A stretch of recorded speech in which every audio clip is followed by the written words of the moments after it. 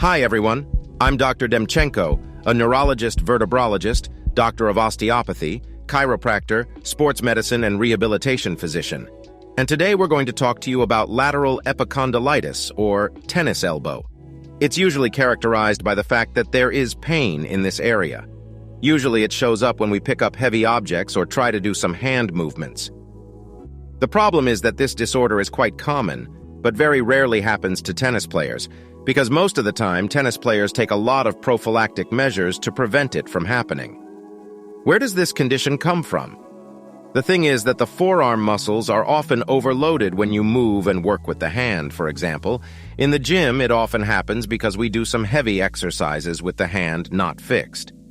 Often it happens when we carry heavy bags from the store.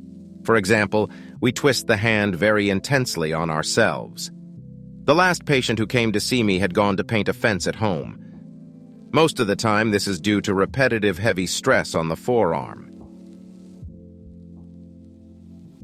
When the forearm muscles become very hamstrung and stiff, repetitive activities begin to put a lot of stress on the attachment of those muscles to the bones in the elbow area, and a partial tear in those muscles will occur, which will be accompanied by pain.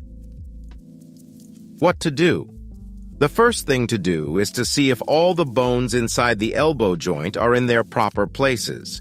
To do this, you need to fully bend, fully straighten, and fully rotate your arm inward and outward.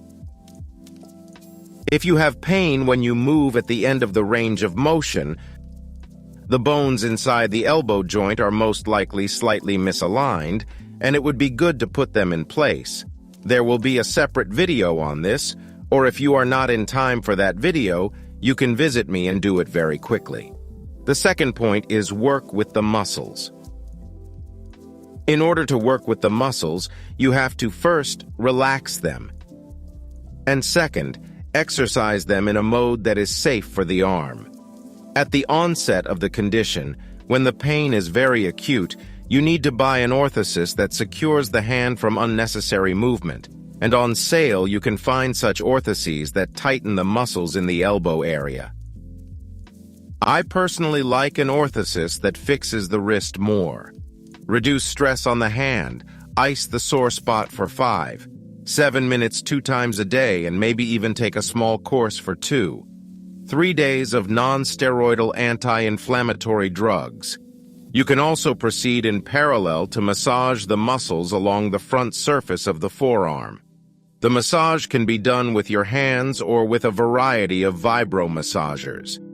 Shockwave therapy, needle therapy, hard massages, muscle squeezing, and other types of passive therapy also help well.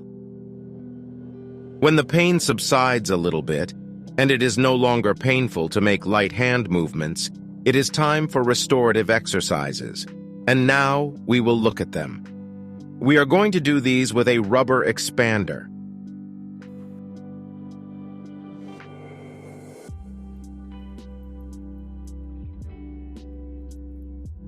The point is that, as with any enthesopathy, that is the problem of attachment of the muscle to the bone. The most useful exercise is a negative repetition. That is, when the muscles work in a receding mode.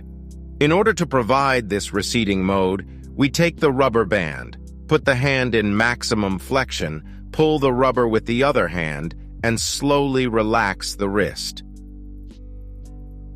Next, we don't pull the rubber back, but let it go.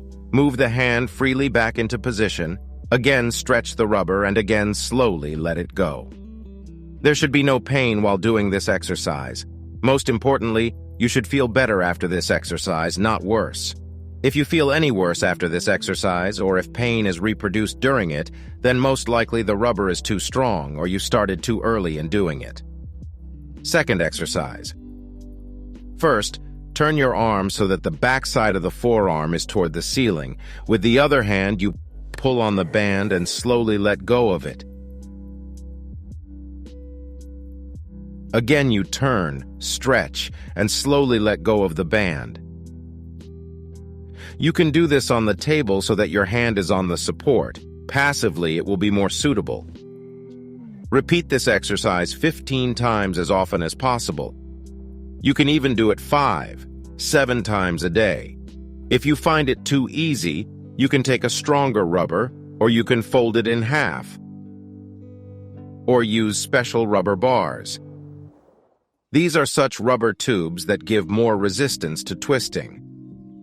After you have fully mastered exercises with bands, you can move on to exercises with free weights or Powerball, about which we will talk in another video. Thank you, everyone. If you found these exercises helpful, subscribe to the channel, give likes, and goodbye.